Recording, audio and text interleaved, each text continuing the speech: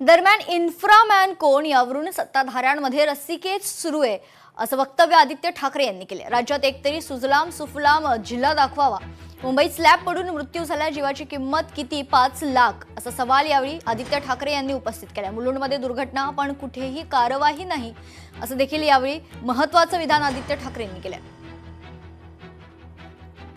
ग्रामीण भागात आणि शहरी भागात तुम्ही मला एक तरी महाराष्ट्रात असा जिल्हा दाखवा जो खऱ्या अर्थाने सुजलाम सुफलाम आहे। आज जर आपण पाहिलं तर जसं शेतकरी आत्महत्यांचा विषय आहे, पीक विम्याचा विषय आहे, जे काही नुकसान गेल्या 4 वर्षात झालं असेल, 1 रुपया तरी शेतकऱ्यांना मदत घेणं आहे का?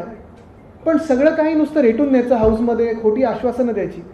जे स्वतःला इन्फ्रामॅन बरं त्यांच्यात पण भांडणं की इन्फ्रामॅन मी की तू, हे गेल्या 2 वर्षात आम्ही की 2 वर्षात तुम्ही, अशी जी भांडणं चालू आहेत, त्यांनी एक तरी आम्हाला उदाहरण दाखवा या महाराष्ट्रामध्ये की जे त्यांनी इन्फ्रास्ट्रक्चर बनवलेलं आहे ते नीट केलेलं आहे। मुलुंडमध्ये मेट्रोचं चालू काम असताना ते जे काही पॅरेफिट पडलं आहे की काय पडलं आहे, अनेक लोकांनी त्याच्यावर ट्विटरच्या माध्यमातून, बातम्यांच्या माध्यमातून संशय व्यक्त केला होता, तरी देखील कुठेही काही ॲक्शन झाली नाही। त्याच्या खालती एक रिक्षा चिरडली गेली, एक गाडी चिरडली गेली, 2 व्यक्तींचा तिथे मृत्यू झालेला आहे। किंमत काय लावली त्याला?